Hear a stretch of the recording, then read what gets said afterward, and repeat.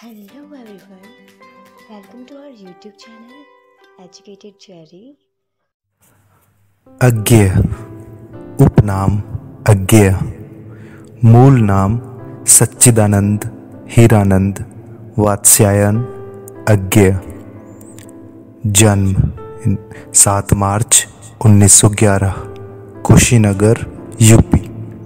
निधन 4 अप्रैल 1987 न्यू दिल्ली। सच्चिदानंद हीरानंद वात्स्यायन अज्ञेय का जन्म 7 मार्च 1911 को उत्तर प्रदेश के कसया आधुनिक कुशीनगर ग्राम में हुआ। उनकी आरंभिक शिक्षा दीक्षा घर पर ही हुई, जहां उन्हें संस्कृत, फारसी, अंग्रेजी और बांग्ला भाषा और साहित्य की शिक्षा दी गई। हिंदी साहित्य में उनकी प्रतिष्ठा एक बहुमुखी प्रतिभा संपन्न कवि, संवादक, ललित निबंधकार और उपन्यासकार के रूप में है। इसके साथ ही उन्होंने अपने यात्रा वृतांत, अनुवाद, आलोचना, संस्मरण, डायरी, विचार, गद्य एवं नाटक से भी हिंदी साहित्य को समृद्ध किया है। स्नातकोत्तर की शिक्षा के दौरान उनका सक्रिय संपर्क क्रांतिकारी गतिविधियों से हुआ। वर्ष 1930 में उन्हें पहली बार गिरफ्तार किया गया और 1930 से 36 की अवधि उन्होंने विभिन्न कारावासों में गुजारी। कारावास में रहकर उन्होंने छायावाद, मनोविज्ञान, राजनीति विज्ञान, अर्थशास्त्र, विधि आदि विषयों का अध्ययन किया और अपनी कुछ प्रमुख कृतियों का सृजन किया।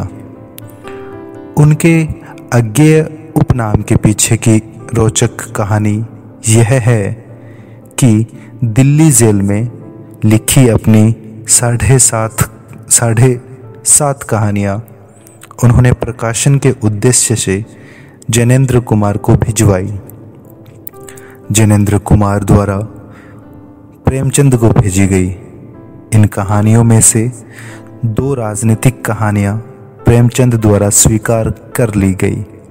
चूँकि कारावास से भेजी गई इन कहानियों के लेखक का नाम उजागर करना उपयुक्त नहीं था, निर्णय लिया गया कि लेखक के नाम की जगह अज्ञेय अर्थात अज्ञात नाम का उपयोग किया जाए। अज्ञेय ने बाद में एक बार बताया था कि उन्होंने अपना यह उपनाम पसंद नहीं था, हालांकि उन्होंने इसे स्वीकार कर लिया था। वह कविताओं और कहानियों जैसी रचित कृति का प्रकाशन अज्ञेय नाम से कराते रहे, जबकि लेख, विचार, आलोचना आदि के प्रकाशन के लिए उन्होंने अपने मूल नाम सच्चिदानंद हीरानंद वात्स्यायन का उपयोग किया। अज्ञेय को कविता में प्रयोगवाद का प्रवर्तक कहा जाता है।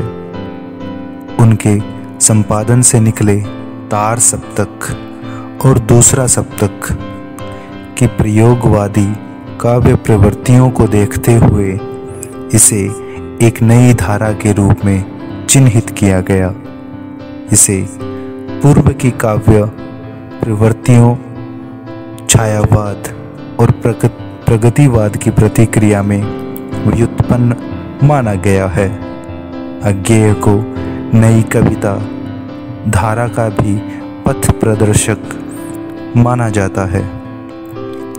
उनके संपादन में प्रकाशित दूसरा सप्तक और तीसरा सप्तक के कवि नई कविता के प्रमुख कवियों में शामिल हैं।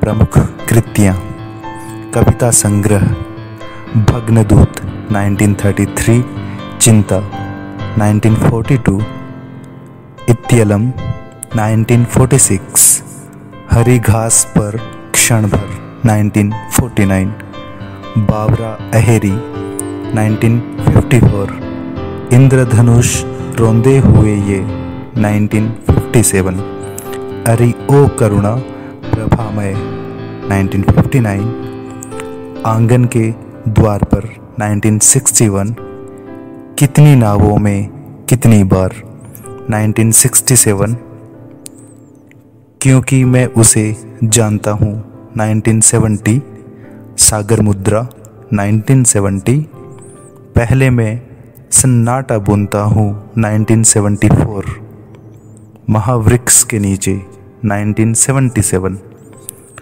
नदी की बाँक पर छाया 1981 prison days and other poems English में है 1946 कहानी संग्रह विपथगा 1937 परंपरा 1944 कोठरी की बात 1945 शरणार्थी 1948 जयदोल 1951 उपन्यास शेखर एक जीवनी 2 भागों में प्रकाशित किया गया 1941 एंड 1944 नदी के द्वीप 1951 अपने अपने अजनबी 1961 यात्रा वृतांत अरे यायावर रहेगा याद 1943 एक बूंद सहसा उछली 1960 निबंध संग्रह सब रंग त्रिशंकु आत्मनेपद आधुनिक साहित्य एक आधुनिक परिदृश्य आलवाल आलोचना त्रिशंकु 1945 आत्मनेपद 1960 अद्यतन 1971 संस्मरण स्मृति लेखा डायरी भवंती अंतरा और सप्तकी विचार गद्य संवत्सर नाटक उत्तर प्रियदर्शी संपादन आधुनिक हिंदी साहित्य निबंध संग्रह 1942 तार सप्तक कविता संग्रह 1943 दूसरा सप्तक कविता संग्रह 1951 तीसरा सप्तक कविता संग्रह 1959 नए एकांकी 1952 रूपांबरा 1960 एवं विभिन्न पत्र पत्रिकाएं कृष्णदत्त पालीवाल के संपादन में अज्ञेय रचनावली के 18 खंडों में उनकी सभी रचनाओं को संकलित करने का प्रयास किया गया है। अज्ञेय को आंगन के पार द्वार के लिए वर्ष 1964 में साहित्य अकादमी और कितनी नावों में कितनी बार के लिए वर्ष 1978 में ज्ञानपीठ पुरस्कार से सम्मानित किया गया है। धन्यवाद।